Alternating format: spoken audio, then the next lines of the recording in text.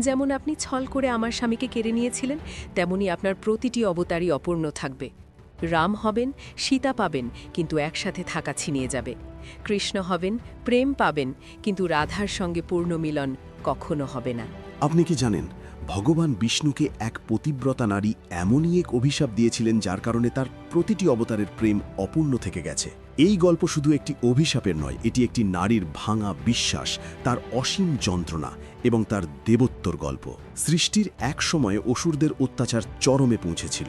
তাদের মধ্যে সবচেয়ে শক্তিশালী ছিল জলন্ধর। জলন্ধরকে অজেয় করে তুলেছিল তার স্ত্রী বৃন্দার পতিব্রতা শক্তি। বৃন্দার তপস্যা, তার অটল বিশ্বাস তার স্বামীর চারপাশে এক অদৃশ্য দিব্য কবচ তৈরি করেছিল। দেবতারা যুদ্ধে পরাজিত হতে লাগলেন, স্বর্গ কেঁপে উঠল। তখন সব দেবতা ভগবান বিষ্ণুর শরণাপন্ন হলেন।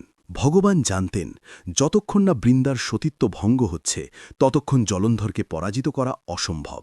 ধর্ম রক্ষার জন্য তিনি একটি কঠিন সিদ্ধান্ত নিলেন। তিনি জলন্ধরের রূপ ধারণ করে বৃন্দার সামনে উপস্থিত হলেন। বৃন্দা যখন তার স্বামীকে দেখলেন, সেই মুহূর্তেই তার তপস্যা ভেঙে গেল।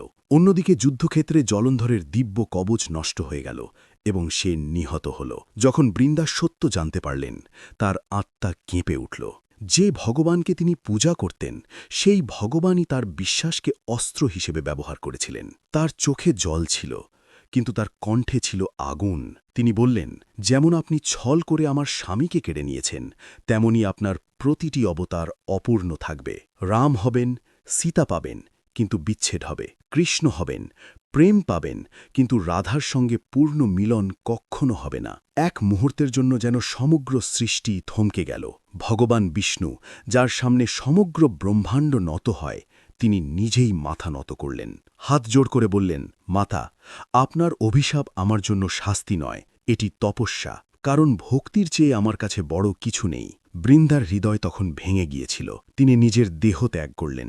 তার দেহ থেকে এক দিব্য আলো বের হল, আর সেই আলো থেকেই জন্ম নিল তুলসী। তুলসী, যে শুধু একটি গাছ নয়, একটি নারীর বিশ্বাস, বেদনা এবং সত্যের প্রতীক।